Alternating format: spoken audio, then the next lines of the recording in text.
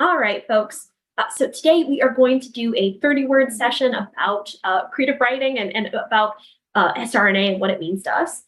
For SRNA, for me, I know that it's been a great resource. It's been something that's connected me to my community and has made me feel like I'm seen and heard and part of something larger than myself, something that's more of a family unit.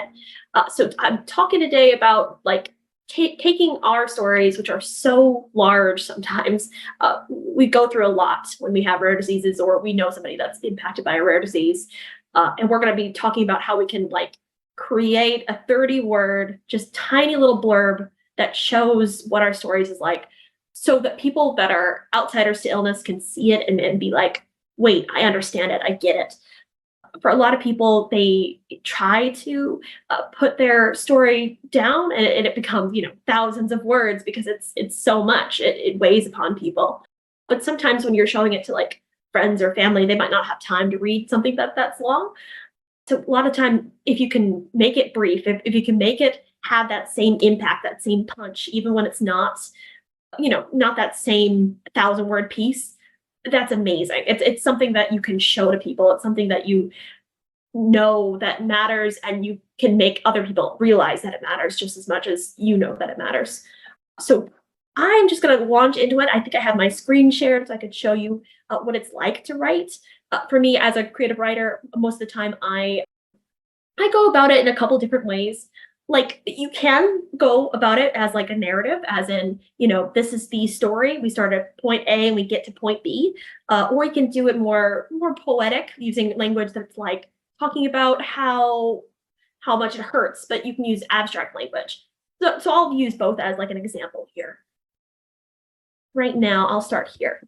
So I'm going to start by writing about the ways that SRNA has helped me personally, and I know that it was a organization that saved me when I was a kid. I was 10 and 11, and my mom found it online, and we were able to connect with other people that had my rare disease because they hosted camps once a year. And that was what was there for me. So I'll write now. And afterward, you can always go over the word limit and then narrow it down after. So I'm just going to write a little blurb. You can follow along and start writing your own. Just 30 words that talk about what it means that you found SRNA and how SRNA has helped you as a person. So for this session, I have it here. And let me check my word count. Tools, words. This is a little bit over the word limit. Yeah, so I can narrow it down. Nays can't save me. I can't articulate it any other way. I was alone in this until I found out so many others were alone in this. And then no one was alone. We were young and we were lost, but we were together. Then no one was alone. See, you could just take it. And if it is getting a little bit over the word count, you could just narrow down the words a little bit. So SRNAs can't save me. I can't articulate it any other way. I was alone in this, but then no one was alone. We were all were lost, but we were together. And then another way to go about it, you can do more poetic language. That's a little bit more my speed. About anything you want. You could do it about the rare disease stuff, or you can talk about SRNA as its way that helped you. I would say that if you're going to do abstract language, sometimes it's good to start out with a bang, start with talking about pain, talk about what you went through, and then rise it up into more positive, into the joy of finding connection, of finding people. Despite it all, it is worth it. Despite the pain that you've gone through, there are still good people out there that do want you and do take good care of you. Hi, Ilana. Hello. Hey there. Hi. So this is the 30 words creative writing session. I could talk about what 30 words means. Would you like to write a bit today? Sure. Sure, perfect. Here, I'm admitting Marlene as well. Hey, Marlene, how are you doing? Let me just talk about this. So I was thinking this session, it's mostly about writing about the ways that SRNA has helped you or your medical journey. And we're narrowing down what is, thousands and thousands of word story down into just 30 words. Because sometimes when you're trying to show it to other people, when you're trying to articulate your past and your everything that you've gone through, the best way of going about it is to try and have like something brief that you could just show people and be like, this is my experience, this is what happened to me. So right here is where I have like kind of the prompts, and then you can build your own 30-word story of how SRNA has helped you, or about how having a rare disease has impacted you. So for me, I wrote this little blurb that was around 30 words. This one was like 45, and then I narrowed it down a bit. Really? So Yeah. those 2 sentences are 30 words? Wow. It would just be this one is Just that one? 30 words. Yep. Wow. Okay. And I was talking about how, so when I was a kid, when I was 10 or 11, I had my diagnosis for a bit, and I had not found anyone who was like me before, because, when we're all very rare, it's not very likely that we'll run into people that are having our same condition, or even a similar condition sometimes. So I was talking about how the SRNA has this camp that they run every year. And that was the first time that I met someone that was like me, that was my age. So just talking about like, in what way did you find SRNA? In what way has it helped you? Okay. Yeah. And it's okay to go over the word limit, but like you can always edit it down later and narrow down, 45 words into 30 words. Yeah. There's plenty of space for, of course you can always write whatever you'd like. I was thinking also, so this is more of a narrative form in that it goes from point A to point B. It shows a journey of being alone and then finding people. It's SRNA's Can't Save Me. I can't articulate it any other way. But there's also more abstract poetic language that we can use, like to articulate what happened and what we faced. So I usually go about that saying like, with a bang, like what's the feeling? And then go more into how SRNA reached out, how it combated the most difficult feelings that I faced. So rare disease. I'm typing into the chat.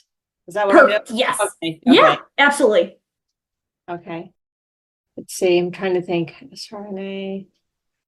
So it's just these 30-word blurbs, kind of like this, where you just talk about what you faced. This is another one: despair, but then light. Although I was blind, I could see it. Although I was numb, I could feel it. Although I was pained, it was all made worth it.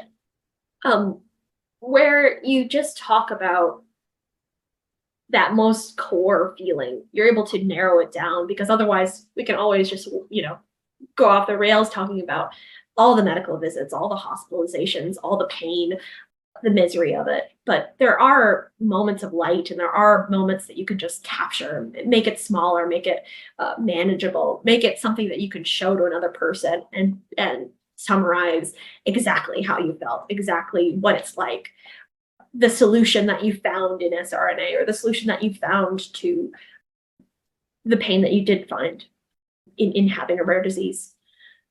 That's just kind of the way I go about it. I think anything that you do face in life, you can always turn it into something beautiful, because that's what makes life worth it, is the beauty, is the gold that you can find in ashes. It's not always the end. There's always something new. There's always something worth your time, always something worth living for. And writing is a good way to set yourself down and say, I'm going to go and look for that. I'm going to look for a reason. I'm going to look for connection and community. And SRNA is one big batch of gold. It's something that is full of life and love and care. So that's kind of how I look at it. That's not 30 words, but still, I mean, that's the biggest thing for me was that, I felt like, of course, you always feel like you're the only one. And then it's nice when you see that there are other people out. I mean, you don't take joy in the fact that other people are struggling, but when you realize there are other people out there struggling, and you hear the stories of like that they what am I trying to say? Sorry. That they not survived it, but they were strong enough to make it through or whatever, Right. Like, wow. Do you mind reading it? I'd love to hear it do you mind reading it? I'd love to hear it in your Oh, voice. it just says SRNA opened the world of warriors, which helped relieve the feeling of loneliness.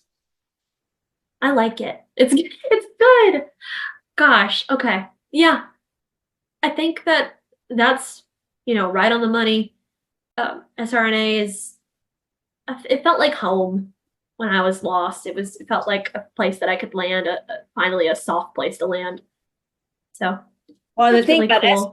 SRNA was they weren't just, they weren't pinpointed only to one disease. When I learned that they supported and funded so many diseases, I was just like, wow, Right. you know, Well, it's like it's otherwise it's, we're all kind of orphans in this, yeah, where it's exactly. none of us are we're not mainstream, we're not popular. Yeah, So no we might kidding. as well band together and be Yeah. like, one thing, one group, because it's the same sensation of, isolation and There you go. That's a trying good, to, that's what I was trying to, isolation. That's a good word. Yeah. yeah, I, Of it's that feeling same, loneliness and isolated yeah, and loneliness. Here, I'm going to do that. Of yeah, go the ahead. feeling of, Isolation and loneliness. That's a good way to put it. loneliness. Yeah. And Because that's we good are so, because of all the Zoom stuff and everything. I mean, meeting people in person is 100%. That would obviously be most people's choice, but when you don't have, right, available to you, like these Zooms and these meetings, I mean, this was kind of nice just to talk to other people, and not have to right. explain everything. You don't have to explain why you're tired or why, Yes, you didn't you right. active today as you normally are, Yeah, and that's exactly why I love it. So you're in a room, or even, virtually, you're in a room with people that you don't have to explain yourself. That's why the camp was really great for me too, because I was so used to kids kind of like running around the playground and expecting me to be able to follow and keep up, but that was not a thing.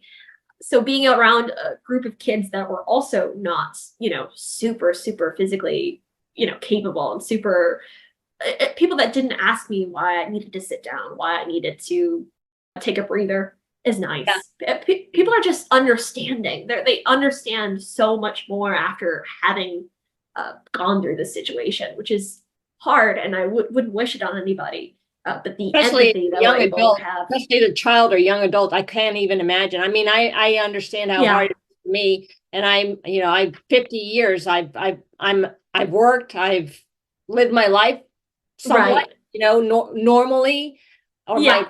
my previous normal. And so, I mean, just being a child or being a young adult and just kind of trying to find your way, I can only imagine how difficult that must be. It was hard. I mean, I didn't have much of a, like I always say, like life A, life B, because Yeah, you have life A before diagnosis, life B after diagnosis. Since I didn't have a life A, really, I didn't have much to mourn because it's kind of just been like this. yeah, And all things considered, I'm in a relatively good spot with my NMO. It's really well managed. The treatment that I'm good. on is nice. I'm happy and healthy. I'm a, college student. I'm by And any metric, I'm that's I'm great. doing okay. Good. Yeah, but it's still something that, it haunts you when you have it. It's something that, especially relapsing conditions. Or what condition do you have? I've Oh, animal. yeah. Oh, then you get it. Yes, with relapsing conditions, it's kind of just, it's over your head a lot. Yeah. But we grow and change and manage, and sometimes the fear fades a bit, which is nice. Well, when I've talked to other people that struggle with NMO, and that are within my age range, they say all the time, some of them suffered with this from very early on. So they'll say to Right. me, I luckily have no issues with my vision, meaning I still have full vision. You Right. know, so they'll say, well, I never had that, so I don't know what I'm missing. And I'm thinking to myself, oh my goodness, yeah, wow. Yeah. I don't know if it's Well, worse. If if it's worse not having it, like you said, and then not realizing what you're missing, or having had it and then it's gone for whatever period Right. of time or circumstance. So then you have to Yeah. adapt, as to Right. how to move forward. Yeah. I think that, illness, it's way more cons than it is pros. But I do think that it enables us to have a greater empathy for people around us because Absolutely. it's something that completely changes your worldview and your how you view disability, how you view people. Like this could happen to anyone.